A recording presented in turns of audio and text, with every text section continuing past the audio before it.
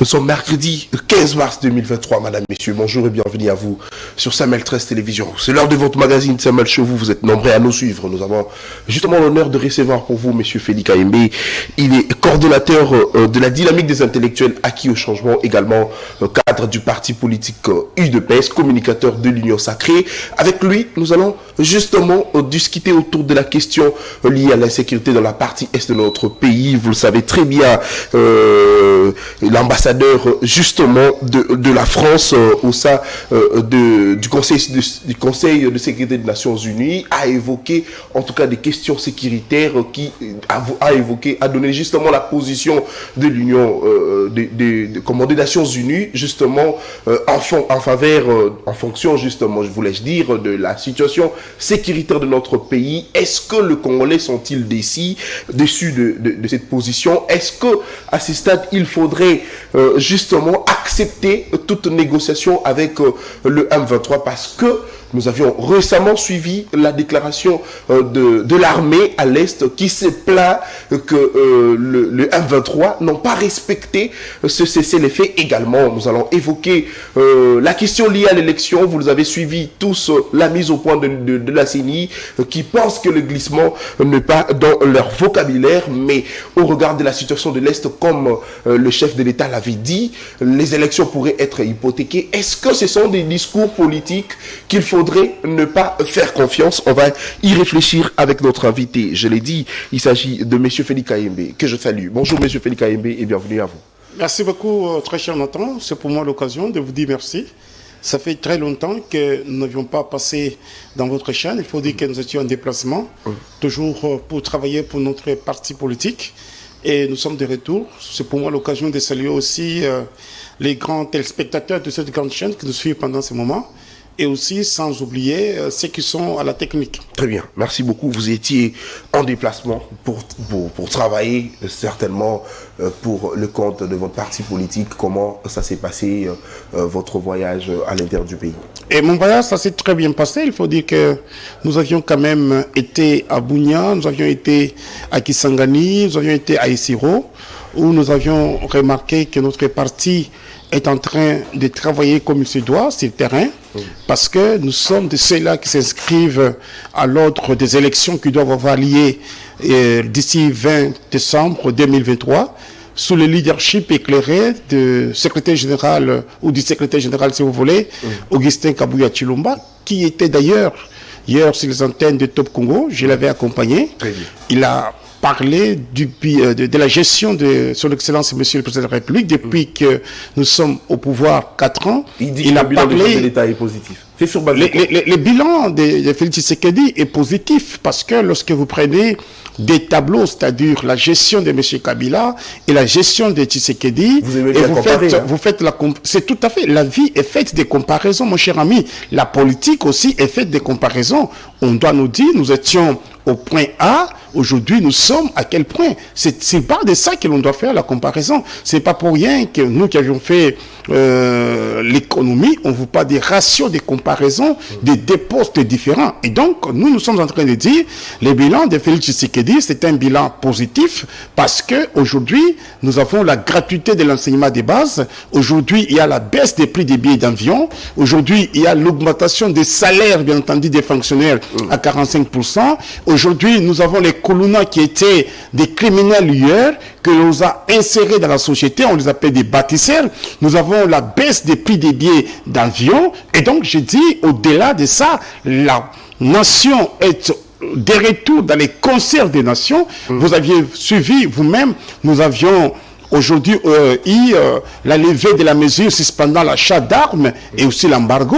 Donc, nous disons que le pays est dans de bonnes conditions, bien que nous sommes agressés par le Rwanda, et nous sommes en train de nous battre pour que nous puissions terminer avec la guerre de l'Est. Le pays dans de bonnes conditions, vous l'avez dit. Augustin Kabuya a dit la hausse du taux de dollar, c'est justement dû à l'insécurité à l'Est de notre pays, également à ce qui se passe entre la Russie et l'Ukraine. Ça se justifie par quoi, par exemple? Parce que vous, vous avez dit... Ça se justifie. Vous aviez dit, depuis que l'état de siège est instauré à l'est du pays, le gouvernement a encaissé beaucoup d'argent. Donc comment Augustin Kabouya peut dire le taux de dollar, si ça augmente, c'est dû à l'insécurité dans la partie Est? Nous donnons raison au secrétaire général Augustin Kabouya Chilumba, parce que ce qu'il a dit, c'est vrai. Vous savez, aujourd'hui, je suis auditeur en formation au CHES. Dans l'un de nos cours de stratégie, veille stratégique, on vous dit aucun pays ne peut se développer lorsque on est en guerre. Comment voulez-vous que notre économie puisse se porter bien sur les marchés, ou soit qu'il n'y ait pas hausse des prix de biens de première nécessité, dès lors qu'à l'est du pays, il y a la guerre? Vous savez, le Goma, Bukavu, toute cette partie de l'Est sont des gens qui travaillent en termes de pasteurs, comme on les appelle, des agriculteurs. Et quand il y a la guerre, ça doit impacter.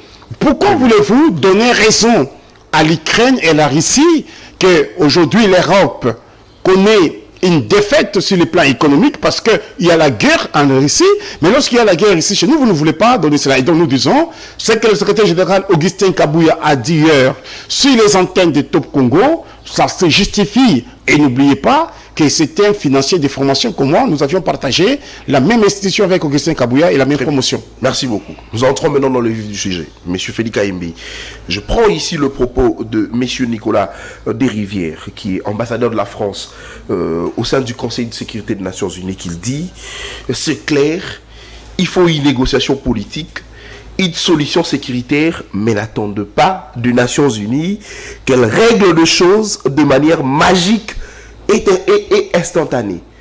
Êtes-vous déçu, vous, de l'Union sacrée, vous, du pouvoir? Êtes-vous déçu de la position aujourd'hui, notamment de la France, mais aussi des Nations Unies vis-à-vis de la situation de notre pays? Je veux que vous puissiez formuler votre question. Vous ne pouvez pas dire, nous de l'Union sacrée, ou soit de l'IDP, si nous sommes déçus ou pas. Je voudrais... Parce que vous êtes quand vous posez une question, laissez-moi le temps de parler, parce que je vous laisse à chaque fois que vous posez une question, je n'ai pas encore argumenté, vous me coupez, ça doit perdre même les auditeurs et les téléspectateurs. Donc, je disais ceci. C'est parce que c'est vous qui êtes à la gestion du pays. Écoutez, mon cher ami, la guerre que nous sommes en train de subir aujourd'hui n'est pas une guerre de l'IDPS, ni de l'Union sacrée, c'est une guerre des Congolais et Congolais. C'est que pour dire... il n'y a pas une nation qui s'appellerait la République du Congo de l'IDPS, ni de l'Union sacrée. C'est une guerre de tout le monde. Lorsque le chef de l'État lance un appel aux Congolais et Congolais pour que nous puissions barrer la route à cette agression, eh bien, ce n'est pas seulement pour les gens de l'IDPS, il s'agit de la nation. Et donc, je disais ceci, nous sommes quelque part, non déçus, mais nous sommes confortés dans notre position, laquelle le président de la République avait prise lors de la conférence de presse avec M. Nicolas Sarkozy. Lorsque celui-ci, Macron, il s'agit du président français. Très bien. Lorsque Macron dit, si ces gens-là ne se retiraient pas d'ici mardi, il y aura une sanction. Le président a dit qu'il était hésitant par rapport à cela. Pourquoi? Parce qu'il voulait voir clair dans ces dossiers, et le jour, c'est-à-dire de la sanction qui devait intervenir, il fallait que nous puissions nous prononcer là-dessus. Un nombre de temps, on le reconnaît lorsqu'il respecte sa parole. Et nous disons qu'il y ait sanction ou pas, c'est une affaire qui concerne les Congolais et Congolais. Voilà pourquoi est-ce que nous sommes en train de nous comporter encore très bien sur les terrains. Je félicite bien entendu nos militaires, notre armée, qui se comportent d'ailleurs bien sur le terrain. Nous ne sommes pas là pour plairer que c'est vrai, c'est nous qui sommes les acteurs principaux. Il faudrait que nous puissions prendre toutes les mesures possibles pour qu'on arrive à instaurer la paix à ce pays. Mais quand nous vous avions toujours dit que c'est une agression des multinationales, c'est une agression rwandaise. Derrière le Rwanda, il y a certaines puissances qui ne disent pas à nous. Voilà pourquoi est-ce que nous disons c'est une affaire qui est au-delà même du Rwanda. Mais nous sommes là pour pour que nous puissions mettre fin à la guerre qui sévit à l'est du pays. Nous ne sommes pas d'ici, nous avions tout simplement compris que les partenaires qui doivent être à nos côtés ne les sont pas, ils sont absents, mais ils sont présents lorsqu'il s'agit de nos minéraux. Très bien. Est-ce que c'est une leçon donnée à Félix Tshisekedi qui, lui, pense que la solution, c'est ailleurs? Parce que nous avons vu le chef de l'État dans toutes ses sorties médiatiques, partout dans toutes les conférences, au sein des organisations africaines, en train de demander que de sanctions contre le Rwanda. Est-ce que vous pensez que c'est une leçon qu'on a donnée à Tshisekedi de pouvoir se concentrer plus sur son armée et prendre des responsabilités comme un État qui veut se faire respecter au sein de la région? C'est faux et archi-faux. Félix Tshisekedi n'est pas là pour compter sur les efforts des uns et des autres. Parce que c'est un président de la République d'un État souverain. Et donc, lorsqu'il prend la décision de soutenir notre armée, d'équiper notre armée, de changer tant soit peu la condition de vie de notre armée, ce n'est pas pour compter sur qui que ce soit. Du reste, il n'y a pas d'autres armées qui se battent sur les sols congolais à l'est du pays, mais plutôt sur l'armée de la République du Congo, dont le commandant suprême est Félix Tshisekedi. Et donc, quand vous me dites ici qu'il est en train de voir ailleurs, il est tout à fait normal que Tshisekedi puisse parler dans des différentes tribunes que nous sommes attaqués par le Rwanda nous agresse parce que autrefois le Rwanda était en train de se victimiser, mon cher ami.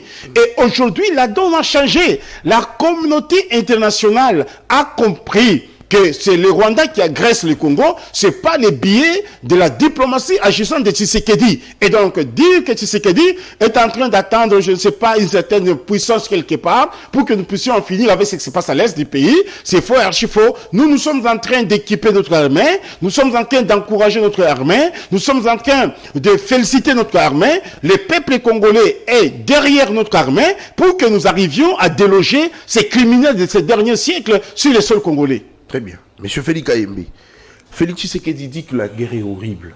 Cela veut dire que l'hypothèse selon laquelle la RDC doit faire la guerre contre le Rwanda est entre guillemets exclue pour Tshisekedi. Parce que lui, il ne veut pas de la guerre. C'est ce que vous a dit.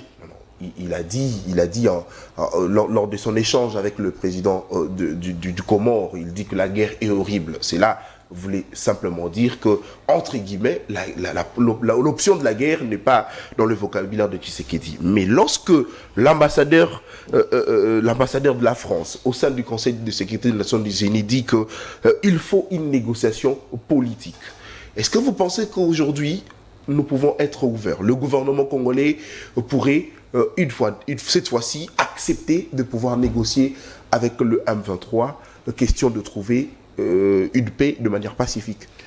La guerre est-elle horrible, oui ou non? Oui, la guerre est horrible. La guerre est sale. Partout où il y a la guerre, ce sont des vies humaines qui partent.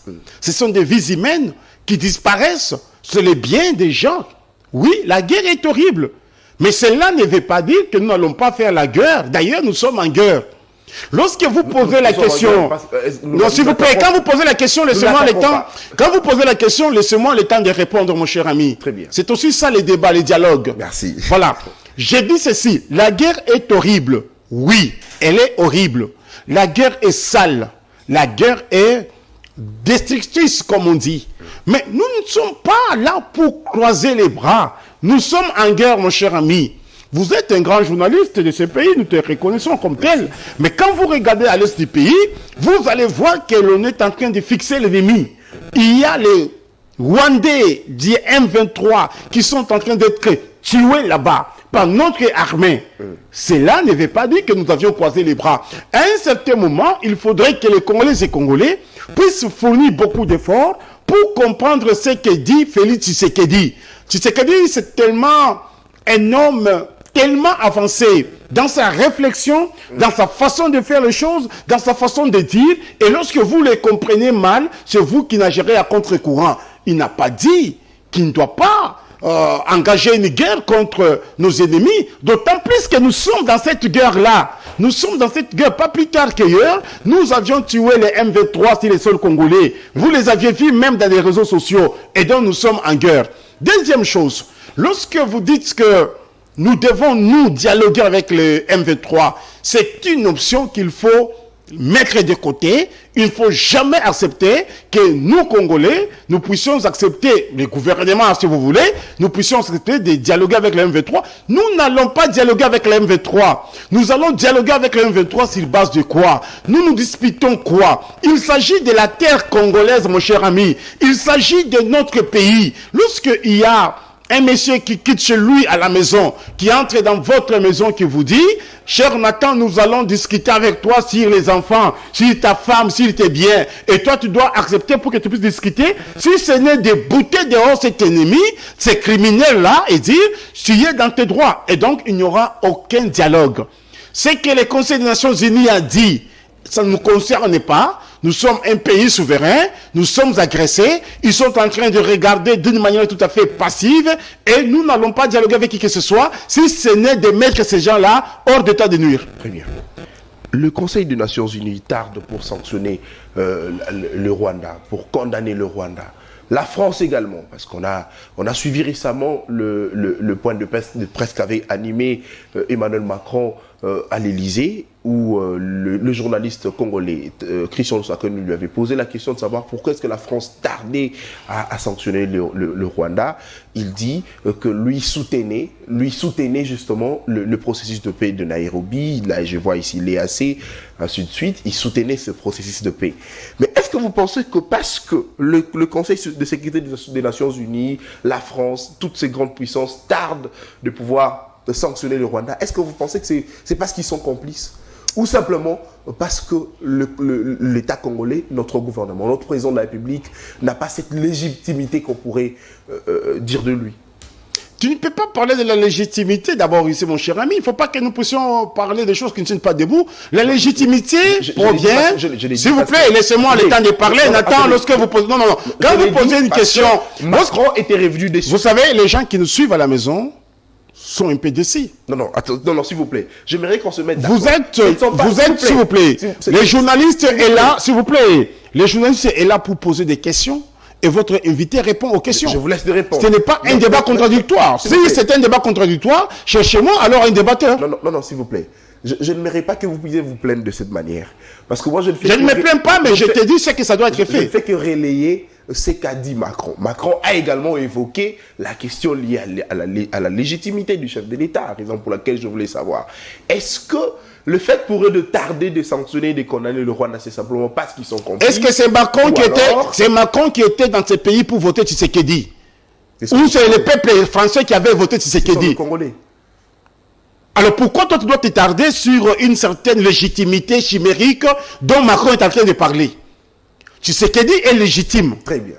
Il a été élu par le peuple congolais. Nous sommes plus à l'époque de Muzungu Arisema. Si vous êtes encore à cette époque-là de Muzungu Arisema, nous, peuple congolais, ne sommes plus dans cette époque-là. Muzungu Arisema, c'est quoi? Muzungu Arisema, c'est un blanc a dit. Et on doit faire ce que les blancs a dit. Okay. Et il a été recadré d'une manière tout à fait systématique par Félix Tshisekedi. Très bien. Quand on a parlé de votants qui étaient déjà décédés, on n'a pas parlé d'une compromission française. Hein? Tshisekedi l'a rappelé là-bas. Et donc moi je pense qu'à un certain moment, il ne faut pas que vous puissiez rester dans ce que Muzungu Arisema. C'est déjà révolu cette histoire-là. Et donc nous disons que Félix Tshisekedi est légitime. Voilà pourquoi le peuple congolais est toujours derrière lui. Et vous ne pouvez pas me dire le contraire ici. Très bien. Et donc, la question que nous devons nous poser, est-ce que ces gens sont avec nous ou ils ne sont pas avec nous? En droit, c'est punissable lorsque on ne sait pas assister une personne en danger. Très bien. On vous parle de la non-assistance à personne en danger.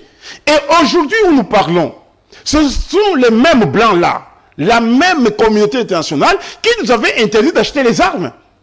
Pour que nous puissions faire face, bien entendu, à nos ennemis. Alors tout ça, est-ce que c'est pas... Et donc nous disons... Est-ce qu'ils sont... C'est parce qu'ils sont complices? Il s'agit de la complicité, mon cher ami. Lorsque vous voyez quelqu'un qui nous dit mot là où il faut dire mot, il est complice.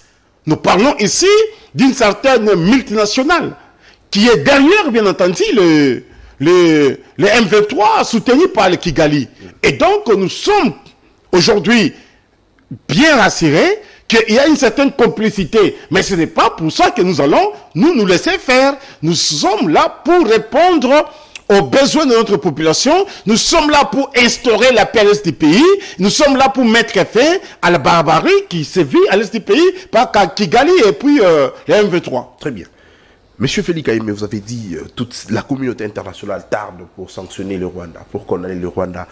Mais est-ce que vous pensez qu'aujourd'hui, il faudrait que la population maintenant puisse se lever, faire pression, parce que on a vu l'Amouka, le 11, c'était le samedi dernier, manifester pour dire non à l'insécurité grandissante dans la partie est de notre pays. Est-ce que maintenant ça pourrait être une occasion au regard de tout ce qui se passe par rapport à la complicité que vous avez évoquée ici, la communauté internationale, laisser maintenant la population, pousser la population à manifester, à faire de manifestations sur tout le temps de la République démocratique du Congo. Moi je pense que il y a pas aussi la diaspora dans différents pays où ils sont manifestés pour dénoncer également la complicité. La diaspora manifeste déjà.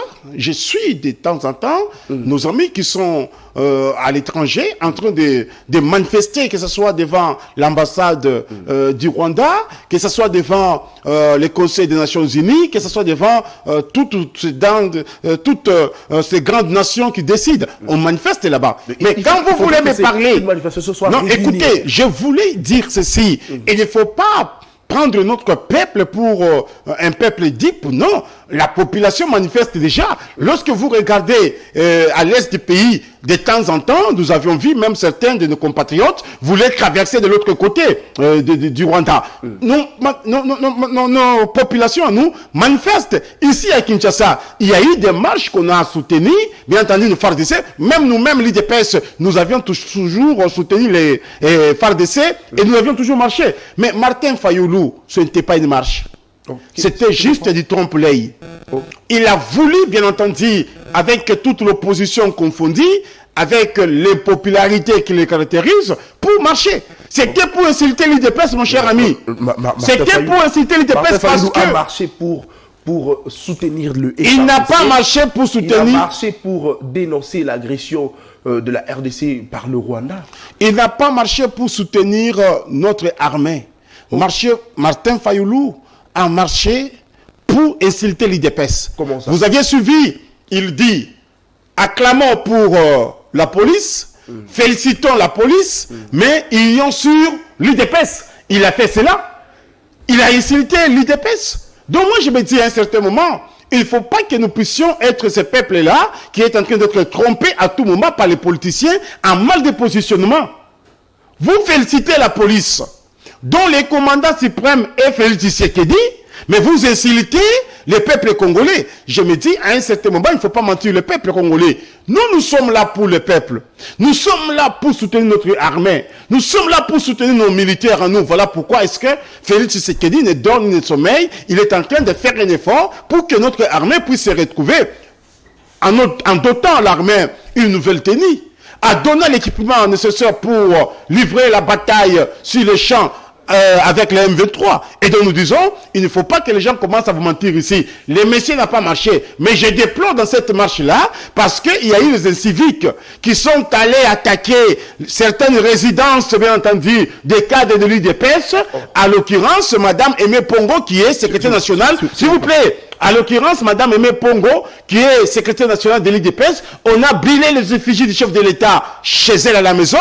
On a brûlé même la bâche qui était là avec les écrits du chef de l'État. On a brûlé cela, nous disons. Ce sont les civiques.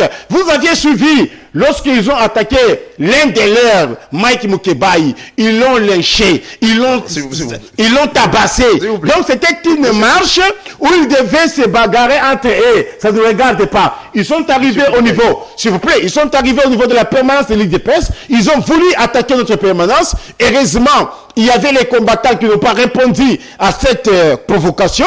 Il y a eu la police qui a intervenu et nous disons c'était une marche d'insulte, une marche de provocation. Malheureusement pour eux, on n'a pas cédé à cette provocation-là. Une marche de provocation, la marche de Martin Fayoulou, c'est vous qui le dites. Mais j'ai reçu M. Prince Peigné le lundi, il dit arrivé à la 10e rue, les militants de l'UDPS sont sortis de partout pour attaquer le manifeste. C'est faux. Et vous dites le contraire. J'ai dit le contraire parce que nos militants, nos combattants, nous, étaient dans l'enclos de la clôture. Parce que chez nous, nous avons des activités chaque jour.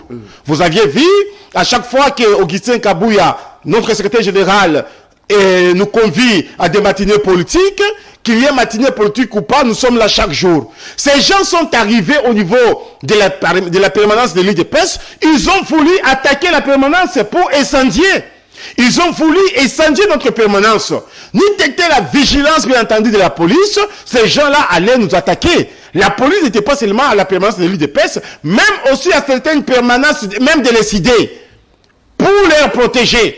Et donc, nous disons, ils ont voulu provoquer, bien entendu, les combattants de l'UDPS, mais parce que nous sommes de la non-violence, nous avions refusé de répondre à cette bêtise-là. Très bien. J'étais en train de... Mais demandez aussi pourquoi ils ont tabassé Mike Moukebaï.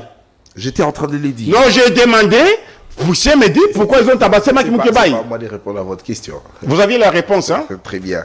Merci beaucoup. Est-ce que Mike Moukebaï a été tabassé? C'est vous qui le dites. Mais moi, je n'ai pas suivi. Il a été tabassé par les militants de l'ECD.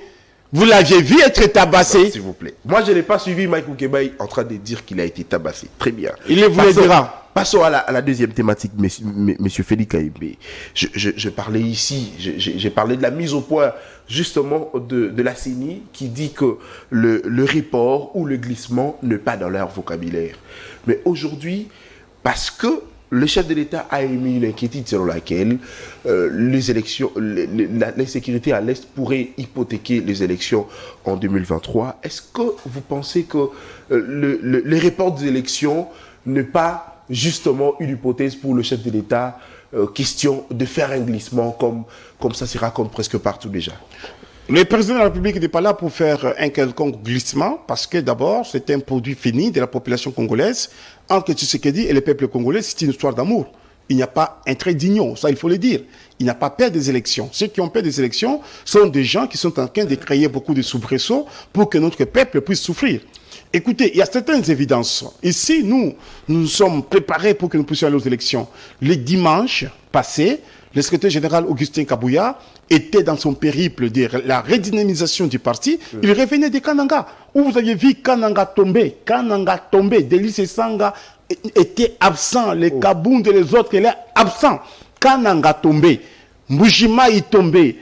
Équateur tombé. Bakongo tombé. Les Okatanga tombés, Kisangani tombés, c'est que pour dire, nous nous préparons pour aller aux élections. D'ailleurs, d'ici peu, nous allons nous retrouver avec le secrétaire général Augustin Kabouya dans les Maniema où on doit aller encore redynamiser notre parti politique. C'est que pour dire, nous ne sommes pas là pour dire qu'il doit y avoir glissement. Les gens qui préfèrent le glissement sont des gens qui ne sont pas en train de travailler, sont des gens qui ne sont pas encore de redynamiser leur parti politique, sont des gens des partis mallettes. Nous sommes pour les élections. Les mêmes personnes qui vous disaient hier que Tshisekedi veut glisser, il n'y aura même pas une minute de surprise pour lui. Ce sont des mêmes personnes qui commencent à vous dire, nous avons besoin d'un dialogue. Il n'y aura pas un dialogue. Le seul dialogue qu'il y aura, ça sera le 20 décembre 2023 dans les urnes avec le peuple congolais. Monsieur Félix Kaïbé, on a appris que Tshisekedi aurait contacté Joseph Kabila pour des négociations, question de reporter les élections. Est-ce que vous pouvez nous dire si cette information est vraie? J'aime parce que tu mets cela au conditionnel. C'est ça un journaliste intelligent. Il n'y a jamais eu aucune rencontre avec Kabila. Tshisekedi est plus préoccupé par les problèmes de la République, plus préoccupé par les problèmes des Congolais et Congolais et de l'insécurité qui se vit à l'est du pays. C'est du mensonge cousu de fil rouge. Il n'y a jamais eu une négociation, il n'y a aucune négociation, il n'y a aucun dialogue qui se profile à l'horizon. C'est vraiment des mensonges et quand vous regardez cela, ce sont des gens qui ne sont pas prêts pour aller aux élections. Ce sont les mêmes personnes qui ont demandé à leurs militants de ne pas s'enrôler et aujourd'hui ils reviennent sur les champs de la honte, commencer à dire écoutez, je n'ai cité personne, écoutez, il y aurait un certain dialogue avec Kabila. C'est faux et archi-faux, c'est du chimérique. Alors, lorsque le PPRD refuse à ses militants de pouvoir s'enrôler, mais le parti de Kabila évoque également des raisons, notamment valables, M. Félix Kayembe. Est-ce que vous pensez que le parti de Kabila n'a pas raison de pouvoir exiger justement la réforme de la centrale électorale? Parce que vous êtes sans ignorer que la présence de certains membres de l'opposition, au sein du bureau de la CENI n'a pas été justement notifiée par les différents partis politiques de l'opposition. On évoque ici notamment un forcing de la part du pouvoir. C'est de l'opposition. Il n'y a pas eu un forcing, c'est faux archi-faux, parce qu'il faut dire aujourd'hui que la CENI est complète. Quand vous regardez, il y a les quotas de l'opposition, il y a les quotas de la société civile et aussi des partis politiques. Pour les partis politiques, Didier Manara, c'était l'un des grands cadres de l'UDPS, du PPRD, qu'ils ont envoyé là-bas. Lorsque vous regardez, il est du PPRD, c'est le PPRD qui l'a envoyé là-bas. Il est là dans les comptes du PPRD, pour les comptes du PPRD. Lorsque vous regardez l'autre AG Matembo, c'est dans les comptes, bien entendu, du FCC. C'est que pour dire, il ne faut pas que vous puissiez commencer à mentir ici. Ils ont demandé à les militants de ne pas s'enrôler. C'était une erreur grave, gravissime qu'ils ont commise. Pourquoi? Parce que nous en avions payé le prix en 2006. Et pourquoi? Parce que nous, on cherchait qu'il y ait d'abord le recensement, qu'il y ait l'identification, que nous puissions savoir qui est congolais et qui ne l'est pas, et qui on doit aller avec aux élections. Mais ils n'ont pas fait cela. Ils ont fait tout simplement pour saboter ou refuser d'aller aux élections, par la simple raison, ils n'ont aucun candidat qui peut faire face à Tshisekedi. C'est aussi ça la réalité et la vérité. Qu'ils vous disent la vérité. Didier Manara est du PPRD, AG Matembo est du FCC. Et je pense qu'à un certain moment, il faut que nous puissions dire la vérité au peuple congolais. Ils n'ont pas un candidat pour aligner aux élections présidentielles. Ils n'ont pas un bilan qu'ils doivent présenter au peuple congolais de 18 ans. Que le peuple congolais les avait déjà vomis en 2018 et aujourd'hui ils se disent, écoutez, s'il faut aller aux élections avec Tshisekedi, il doit nous battre. Alors, cherchons quand même d'autres mécanismes pour que nous puissions nous retrouver dans un dialogue et que nous revenions aux affaires. C'est déjà révolu cette histoire-là des conseillers habiles. Allons aux élections en 2023. Le 20 décembre, le peuple congolais doit trancher et je sais qu'il tranchera du côté de Tshisekedi. Monsieur Félix Kayembe, le chef de l'État dit que la sécurité pourrait hypothéquer les élections. Est-ce que si seulement nous arrivons le 20 décembre et qu'il y a insécurité à l'Est, est-ce que vous pensez que, parce qu'il y a déjà c'est ce qu'on appelle en droit une jurisprudence, à dire en 2018, Béni n'avait pas voté. Est-ce que vous pensez que si la guerre continue toujours, la sécurité persiste toujours à l'Est, non, cette partie ne pourra pas voter encore? Cher Nathan, ne parlez pas d'abord de 2018, parlez de 2016. Il faut dire que les élections devraient avoir lieu en 2016. Il y a eu des raisons, de guerre, de ceci, de cela, que nous avions avancé. Voilà pourquoi est-ce que nous sommes arrivés en 2016 en 2018 pour avoir les élections. Les élections devraient avoir lieu en 2016. Ça, c'était un. De deux, ce que le chef de l'État a dit, ça tient debout, mon cher ami. Ça tient debout, mais je pense ici, la résolution est d'aller aux élections. Félix Tshisekedi a demandé même à la communauté internationale, il ne faut pas que vous puissiez nous poser la question pourquoi nous ne sommes pas allés aux élections. Au moment où les mêmes Africains sont en train de vous dire que nous sommes agressés, vous ne faites rien, vous regardez comme si rien n'était, et si on va aller au-delà du délai constitutionnel, il ne faut pas nous en tenir rigueur. Mais cela n'est pas l'objectif de Tshisekedi, ni l'objectif, bien entendu, de l'Union sacrée. Nous sommes en train de travailler pour que nous puissions aller aux élections le 20 décembre 2023. Mais je l'ai dit, je posais cette question. Est-ce que, si seulement cette guerre continue, est-ce que on pourrait encore, cette fois-ci, exclure ceux de l'Est? Écoutez, la volonté du chef de l'État, ce n'est pas que de voir cette guerre continuer. La guerre est horrible, comme lui-même l'a dit. Ce sont les gens qui meurent. Et donc, nous ne pouvons pas dire, écoutez, si cette guerre continuait, on doit exclure. Non. Ici, nous travaillons pour mettre fin à la guerre qui se vit à l'est du pays et que nous puissions aller aux élections en 2023. Très bien. Alors, M. Félix Kayembe, on a vu le président Joao Lourenço qui a manifesté sa bonne foi, sa bonne volonté de pouvoir envoyer l'armée angolaise pouvoir soutenir le FARDC. Et aujourd'hui, d'ailleurs, il faudrait rappeler que c'est l'ouverture de la session de mars à l'Assemblée nationale.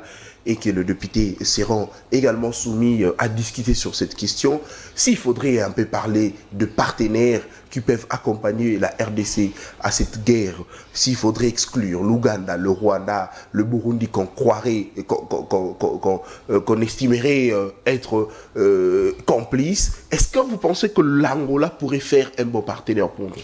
L'Angola, en tout cas, d'abord, vous savez que c'est l'un des présidents qui est en train de faire négocier les deux, entre Congo et puis Kigali. Je pense que c'est un partenaire fiable et responsable et sincère. Parce que celui-ci, depuis qu'il est arrivé au pouvoir, cherche à ce qu'il y ait la paix dans la sous-région. Et donc, il y travaille. Le fait là de nous envoyer une unité de ces militaires pour soutenir notre armée, ça montre à suffisance que le monde entier a compris que nous sommes agressés par le Rwanda. Il faudrait que d'autres pays aussi puissent emboîter les pas. C'est aussi ça, être un partenaire sincère et responsable. Donc moi je me dis, l'Angola, l'acte qu'il a commis, c'est un acte des frères, un acte sincère, un acte, je vais dire, louable, parce qu'il s'est dit, ce pays est innocent, il y a un petit pays voyou, des rétrogrades, qui attaque un autre pays, et donc il faudrait que nous puissions être du côté la victime, et non du côté agresseur. Est-ce que ça serait pour vous un encombrement de force? Parce que nous sommes sans ignorer qu'aujourd'hui, à l'est du pays, les forces régionales de l'EAC, notamment l'armée burundaise, ougandaise, kenyane, se retrouvent déjà à l'est. Est-ce que vous pensez que le fait pour l'Angola, si seulement aujourd'hui les gouvernements congolais acceptaient que... Je trouve dans l'Angola une sincérité. Attends que je termine la question. Est-ce que si aujourd'hui le gouvernement acceptait de pouvoir accueillir ici en RDC l'armée angolaise, ça serait un encombrement de force à l'est? Ça ne sera pas un encombrement de force, mais plutôt vous verrez qu'il y aura une différence sur le terrain, parce que ceux qui sont là, vous aviez suivi le président de la République lui-même à Bujumbura, il avait interpellé un général de forces régionales. Et donc, c'est que pour dire, à un certain moment, ces gens-là ne se comportent pas du tout bien sur le terrain, mais avec l'Angola, qui sont trop sincères, vous allez voir qu'il y aura une certaine avancée, bien que notre armée se comporte aussi très bien sur le terrain. Donc nous disons, l'arrivée de l'armée angolaise sur le sol congolais, ça doit, tant soit peu, aussi nous aider à en terminer avec ce qui se passe à l'est du pays. Vous avez dit tantôt ici, à un moment, la force régionale ne se comporte pas tellement bien à l'est du pays. Est-ce qu'il est temps, parce que le Congolais également ont demandé le départ de cette force régionale? C'est vrai, vous de l'Union sacrée, vous ne voulez pas qu'on puisse quitter, que la RDC puisse quitter l'EAC. Pourquoi? Parce que il y a également de questions liées à l'économie qui se discutent au sein de cette organisation. Mais est-ce que vous pensez qu'on doit cette fois-ci accepter au moins que cette force régionale puisse d'abord quitter, parce que le retombé, c'est-à-dire les actions ne sont pas palpables de cette force régionale? Non, moi je pense que ce n'est pas comme ça qu'il faut faire les choses, parce qu'ils ont été invités par le gouvernement congolais. C'est une organisation, bien entendu, des chefs d'État de l'Afrique de l'Est qui se sont mis d'accord pour soutenir l'un des pays qui est attaqué aujourd'hui. Bon, s'il faut qu'ils puissent partir, il y a des mécanismes dans des cadres constitutionnels. Ils doivent se rencontrer encore à leur sommet, discuter et voir comment est-ce qu'ils vont partir. Le fait là que leur pays respectifs avaient accepté de les renvoyer sur le sol congolais, c'est quand même une marque d'une bonne volonté. Et donc, nous disons... Une bonne volonté, par une marque, tout à fait, tout à fait. Nous connaissons l'hypocrisie, justement, tout de l'armée burundaise. Non, moi, je parle de ce qui s'est fait. C'est quand même une marque d'une bonne volonté. Acceptons cela, comme je l'ai dit. Mais ici, nous faisons maintenant une évaluation. On se rend compte qu'ils ne sont pas tellement à la hauteur, ou soit n'ont pas répondu à nos attentes comme nous, Congolais, nous voulions.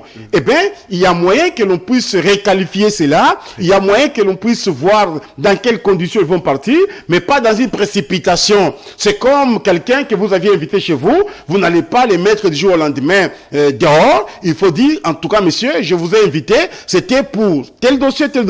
Maintenant que vous n'aviez pas fait, ou soit vous aviez bien fait, je pense que vous pouvez rentrer chez vous. Ce sont les États responsables et polis qui agissent comme cela. Et donc nous disons, étant donné que nous sommes un État responsable, un État poli, on aura un temps où on doit parler avec ces gens et leur demander de rentrer chez eux sans casse. Alors, M. Félix Kayembe, on reprocherait à Félix Tshisekedi de ne pas compter justement sur l'armée congolaise, d'autant plus que lui avait demandé aux Congolais d'adhérer à l'armée. Il y a eu des Congolais qui ont adhéré, mais dans plusieurs sorties médiatiques, Félix Tshisekedi parle plus de l'armée régionale. Est-ce que vous pensez que Tshisekedi n'est pas confiant de l'armée de son pays?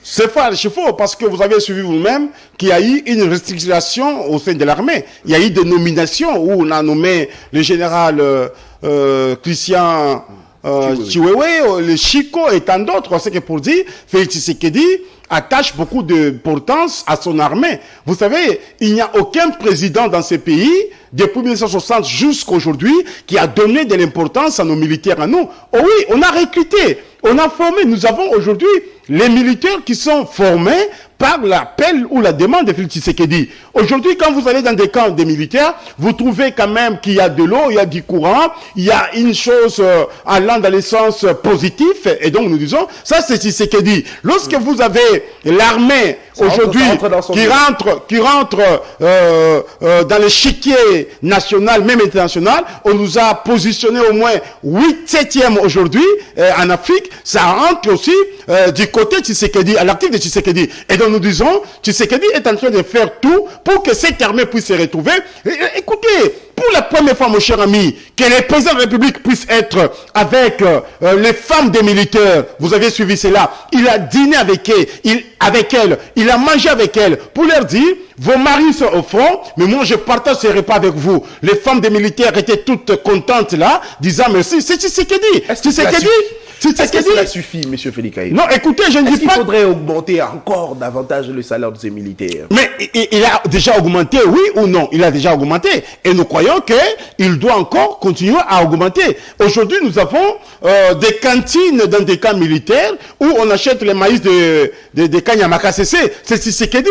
Vous avez une morgue ici, comment on appelle, au camp Tchachi. Vous arrivez dans des camps militaires, on est en train d'améliorer tant soit peu les conditions de nos militaires. C'est Tshisekedi. Il n'y a aucun président de la République qui a pu s'attacher une importance capitale aux militaires comme Tshisekedi le fait. Et donc Tshisekedi, c'est le chouchou des militaires. Donc Tshisekedi, c'est le chouchou des militaires. C'est M. Félix Kayembe qui l'a dit. Alors, M. Félix Kayembe, nous sommes pratiquement à la fin de cette émission. Vous avez 2 minutes pour le mot de la fin. Merci beaucoup pour l'invitation. Je pense que aujourd'hui où nous parlons, nous sommes en train de tout faire pour que nous puissions avoir les élections en 2023, les 20. Notre parti politique, Augustin Kabouya, qui est le secrétaire général, que nous appelons affectueusement Mwana Bouté, est en train de travailler comme il se doit. Il n'y a aucun dialogue entre Tshisekedi et les camps des Kabila. C'est du mensonge cousu de fil rouge. Et nous n'avions jamais attaqué la Mouka, mais plutôt c'est la Mouka qui nous a attaqués et nous n'avions pas répondu à cette provocation-là. Et donc nous disons, ceux qui sont prêts pour aller aux élections, qu'ils se préparent sur le terrain pour que nous puissions aller aux élections. Et nous croyons certainement, avec l'arrivée, bien entendu, de l'armée rwandaise, de cette dignité, et aussi du comportement de notre armée sur le terrain, nous sommes en train de nous comporter très bien. Nous demandons au peuple congolais de soutenir encore davantage notre armée, de soutenir encore davantage le président de la République, de soutenir encore davantage les institutions de la République, parce que nous sommes là pour que nous puissions instaurer la paix à l'est du pays. La déclaration du Conseil des Nations Unies que nous ne sommes pas là pour créer, je ne sais pas, la paix ou soit créer un changement. Nous prenons cela dans les comptes d'un partenaire qui n'est pas sincère envers la République du Congo, parce que M. Macron avait dit, dépasser cette date-là qu'il avait donnée, eh bien, il y aura des sanctions, et il n'y a pas encore de sanctions jusque-là. Nous disons, nous donnons raison à Félix Tshisekedi, qui était un peu hésitant par rapport aux sanctions chimériques que la France avait promises aux Congolaises et Congolais. Et nous disons, c'est à nous de nous battre, c'est à nous de soutenir notre armée pour que nous puissions arriver à mettre fin à la guerre qui sévit à l'est du pays. À toutes nos sœurs, à tous nos frères qui sont à l'est du pays, qu'ils sachent que Tshisekedi est avec eux. Tshisekedi ne les abandonne pas. Aujourd'hui où nous parlons, quand vous suivez même les médias internationaux, il y a des parlementaires européens qui sont en train de dire clairement que le Rwanda est en train d'agresser la République du Congo. Je pense que le monde entier aujourd'hui est mis au parfum que nous sommes agressés par le Rwanda. C'est à nous, Congolais, de capitaliser cela, de faire en sorte que notre cri, notre voix soit entendue dans des salons de décideurs du monde et que nous puissions arriver à mettre dehors tous ces criminels du M23 et Paul Kagame qui est en train de faire la honte d'un président rétrograde comme il a été qualifié par le président de la République. Mais nous n'allons pas baisser les bras. Nous n'allons pas nous dire cette affaire, c'est une affaire de Tshisekedi, c'est une affaire, je ne sais pas, de l'Union sacrée, c'est une affaire du Congo, mon cher ami. Même toi, Nathan, ça te concerne. Oui. Ça concerne aussi Louis-France Kouzekissa. C'est que pour dire c'est un combat de tout le monde. Il ne faut pas que vous puissiez voir que non, c'est un combat de Tshisekedi, c'est un combat de l'UDPS. Non, c'est un combat de la République du Congo. Lorsque un animal féroce entre dans votre maison, vous ne direz pas que non, j'ai un problème avec ma femme, j'ai un problème avec mon enfant, que nous puissions d'abord... Non, la première des choses, c'est d'attaquer d'abord cet animal, le mettre dehors, et le reste, nous allons commencer à continuer à parler. Donc nous disons ici, il ne faut pas que nous puissions baisser les bras, soutenir le président de la République, soutenir les institutions, et il n'y a aucun dialogue. Vous l'avez dit, c'est une affaire de tous. Lorsqu'un animal féroce entre dans votre maison, vous devez tous vous mobiliser pour l'attaquer et l'éliminer. Est-ce que vous pensez qu'aujourd'hui, ça serait une bonne occasion pour le Congolais de d'abord reporter les élections, aller à l'essentiel qui est la guerre de l'Est, combattre, terminer cette guerre et puis revenir pour les élections? Vous pensez que ça sera une bonne chose? Je suis très content que vous posiez cette question, mais si je disais, je suis d'accord pour que nous puissions reporter les élections, on dira c'est un ballon d'essai, c'est parce que les cadres de l'UDPS, ils ont peur des élections. Je dis non. Oui. Nous sommes pour qu'il y ait élection le 20 décembre 2023 et Tshisekedi gagnera haut la main ces élections-là. Bon, écoutez, s'il arrivait que les Congolaises et Congolais eux-mêmes se décident pour dire, écoutez, que nous puissions aller d'abord à l'est du pays, nous irons de ce côté-là. Donc que les Congolais le disent et non Félix Kayembe. Je ne peux pas les dire. Très bien, merci beaucoup. Cette émission est terminée, madame, messieurs. Merci à vous tous de l'avoir suivi. Je rappelle que nous avons réussi pour vous, monsieur Félix Kayembe. Il est coordonnateur de la dynamique des intellectuels acquis au changement, cadre du parti politique UDPS, également communicateur de l'Union sacrée. Avec lui, nous avons discuté autour de la question liée à l'insécurité de notre pays, également de la question de l'Est. Sur la question de la sécurité à l'Est, il a dit que tout le partenaire que nous voyons venir discuter avec le chef de l'État, il dit que ce sont des hypocrites parce que simplement ils tardent de sanctionner le Rwanda, ils tardent de condamner le Rwanda. Seul le FRDC, le Congolais sont responsables pour mettre fin à cette situation. Également sur ce qui concerne l'élection, il dit qu'il n'y a aucun dialogue en vie entre Tshisekedi et Kabila, et Tshisekedi est prêt à aller aux élections et il va battre à plate couture tous les candidats qui seront en face de lui. Là, c'est M. Félix Kayembe. Merci à vous de nous avoir suivis. Non, il ne faut pas dire seulement que c'est M. Félix Kayembe, c'est le peuple congolais qui dit ça. Non, sur ce plateau, je suis avec vous. Non, oui, vous êtes avec moi, mais je dis, ce que je dis ici, c'est le peuple congolais. Imaginez-vous, mon cher ami, je suis arrivé à l'Ouganda. Dans l'hôtel où j'étais logé, il y a un Congolais qui travaille dans cet hôtel qui me pose la question, comment chez nous? Je lui dis, non, chez nous, ça va. Il y a ça, il y a la guerre et tout. Il me dit, je rentre au Congo pour m'enrôler parce que je vais voter Félix Tshisekedi. Parce que celui-ci, vraiment, nous donne de l'espoir. Même ici à l'Ouganda, nous sommes en train de parler de lui. Je me suis dit, eh bien, Tshisekedi a traversé vraiment des rivières. Très bien. Merci beaucoup. L'émission est terminée. On se retrouve comme ça le vendredi pour le dernier numéro. D'ici là, portez-vous bien. Au revoir.